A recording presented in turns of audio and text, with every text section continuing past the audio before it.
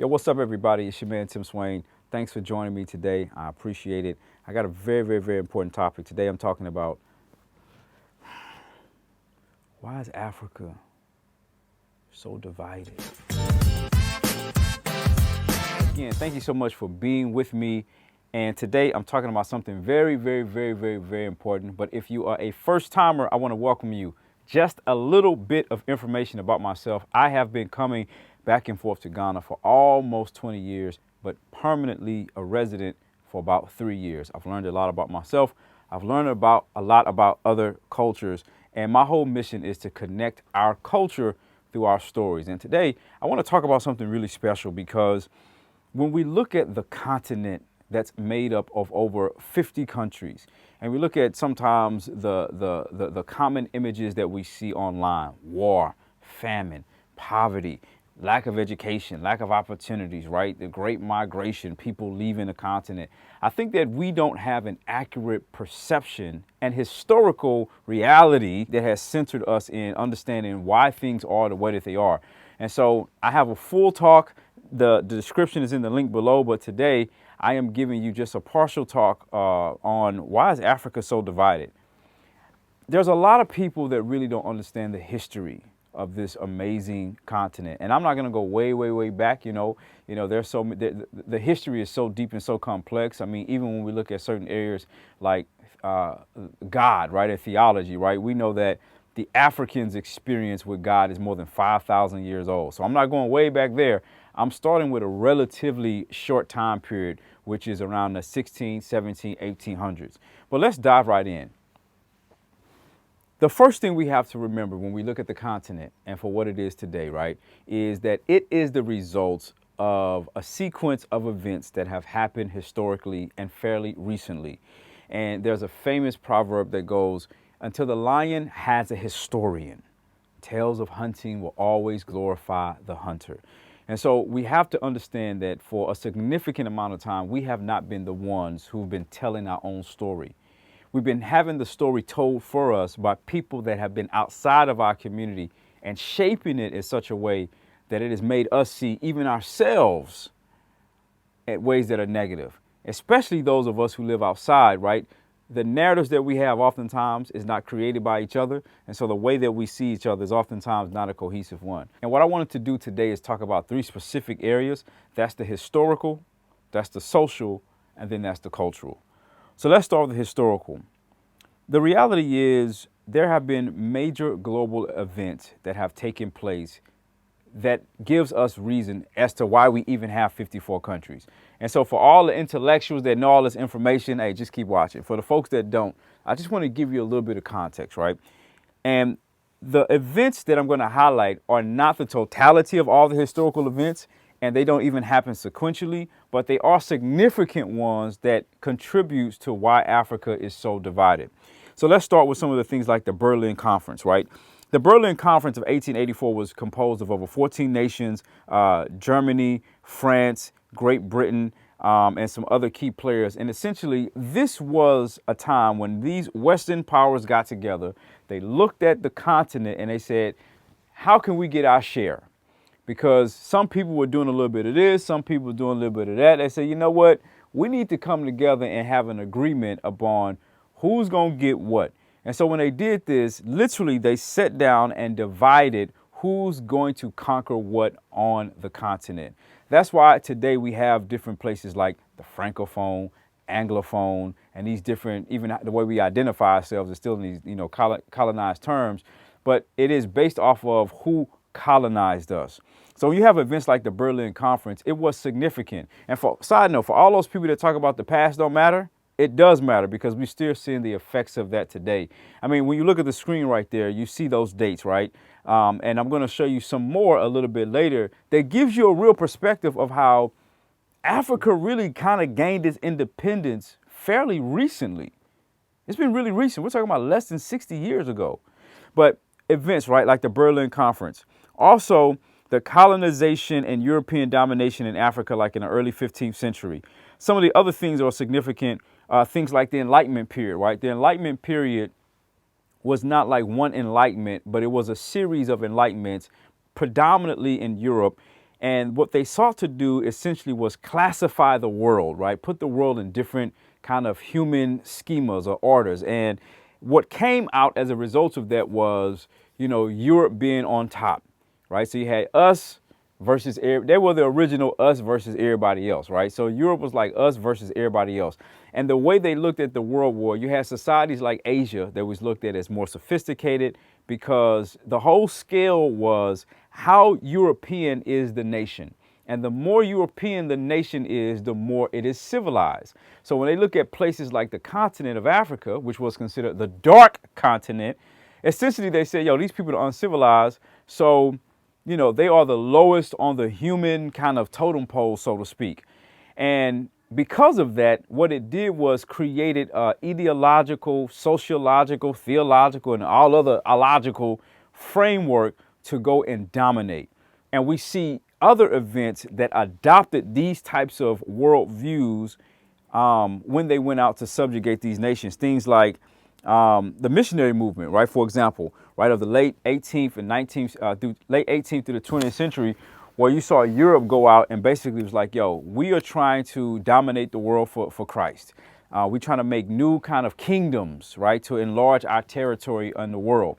And as a result of that, a lot of missionaries came and looked at Africa like, yo, this is the dark continent. They don't have no souls. In some regards, like they are incapable of even feeling pain. So when we're subjugating them to all these crazy, inhumane, ridiculous types of things, it actually don't really impact them. And it really gave way to kind of theoretically subjugate people to a lot of inhumane treatment, as well as subjugate people to all kind of theological impositions that was not relevant and indigenous to their true way of living. And so when you put all of these things together, man, like the Berlin Conference, even recently in terms of the transatlantic, the missionary movements and the Enlightenment period and all these other types of world events that was happening that framed how Europe, right, and Western powers saw the continent, and then what they did as a result of seeing the continent that way, it gives us perspective as to why Africa is the way that it is today. One of the books that I highly recommend reading is a book called How Europe Underdeveloped Africa by Walter Rodney. Again, that information is right there in the description below, but it talks a little bit more about even why things are the way that they are. So when you look at like this next slide right here, right? As you're looking at this next slide, I want you to pay close attention to all these different colors that you see. And I want you to look at these dates and read them closely. Read them. What do you see? You have Ghana, right? This map that you're looking at talks about when these nations gained their independence. Think about it. Ghana, March 6, 1957. That's not a long time ago. You think about Benin, 1960. Angola, 1975. Tanzania, 1964. Kenya, 1963. This is not a long time ago, guys. When you do the math, we're talking about less than sometimes 60 years, less than 70 years. So if you look at, break it down like this. Imagine somebody came in your house and they separated you, your mama, your cousins, you, your mama, and your cousins too, right? And all that. Rolling down the strip on Vols, coming up, slamming Cadillac doors, ATL aliens, right? So imagine somebody came in your house and separated all y'all. And y'all lived like that for like 50 years. So y'all had kids, grandkids, and then the person who separated y'all was like, you know what? Y'all not gonna speak Igbo no more. Y'all gonna speak Spanish. So now everybody on this side of the family is speaking Spanish. So grandma's teaching Spanish to mama teaching Spanish to the daughter. So you got 3 generations of people that are speaking Spanish that no longer speak their native language. So this now becomes a part of who they are, part of their identity. You got another side of the family is doing something totally different. You put all them people together right now, yo, they still have remnants, right, of that historical legacy that's in them.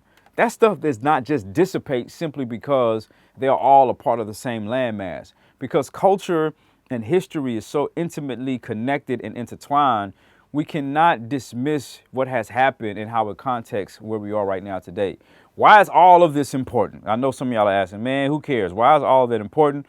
Well, it's important because of the impact and the legacy that we see still living out today, right? The impact is this, right? It impeded structural development, cultural genocide, theological disconnectedness, the African being disconnected between who he is, who God is, and how he sees himself, how he sees the world. Identity confusion, wedges between people of the diaspora, right? Some people don't even want to come back to Africa because they don't even see themselves as African. I ain't gonna mention no countries in specific, but y'all live in some of those places, you know who they are. Also, right, what it did was for a lot of Africans, when you look at the economic and the structural impediments and the lack of development, it put Africa in a parental relationship with the West.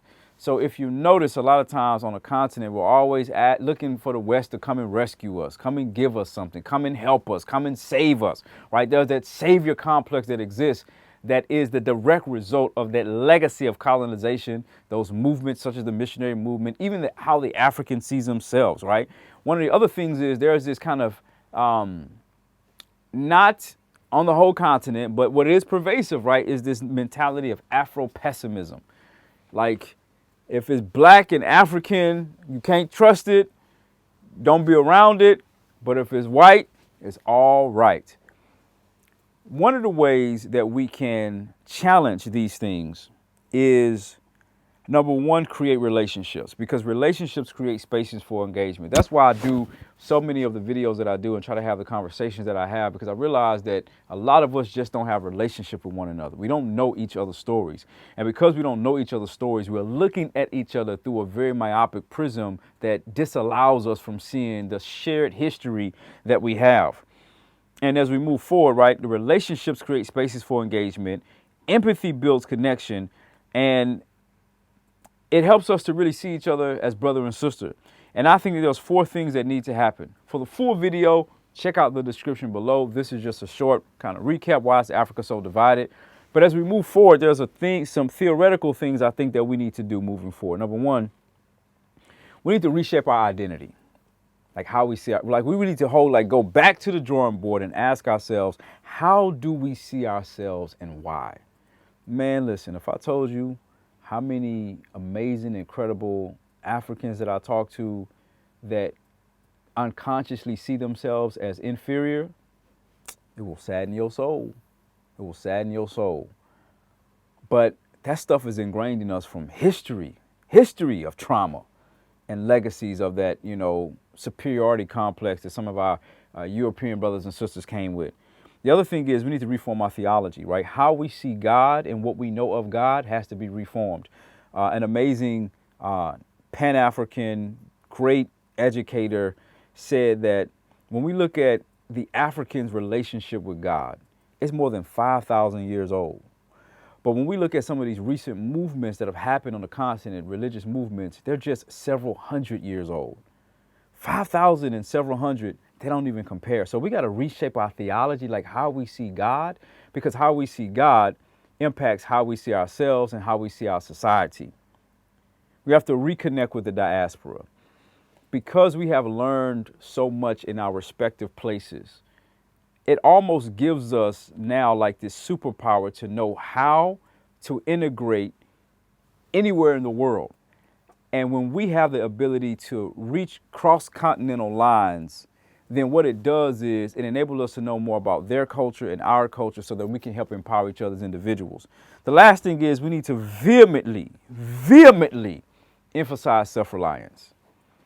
There are some ways to do that. I'm not the master on how to do it all, but one of the main ways is really reshaping our educational experiences. And that's why I'm so grateful, right? If you look at some of my videos, you see how I've highlighted so many people that have started schools, people that have started educational programs to reshape how the African child sees himself. Because if we don't understand that God has given us everything that we need as people, then we'll always be waiting for somebody else to tell our story, somebody else to rescue us, and somebody else to take advantage of the opportunities that we have right now. So the question is, why is Africa so divided? It's because it was by design. But I do believe that we have the capacity to recreate and redesign the type of societies, even if they are micro societies, the kind of micro societies that we wish to see. So, ladies and gentlemen, I hope this crash course was helpful for you and helping you contextualize why is Africa so divided. As always, if you love this content, make sure you like the video, make sure you subscribe. Until next time, peace.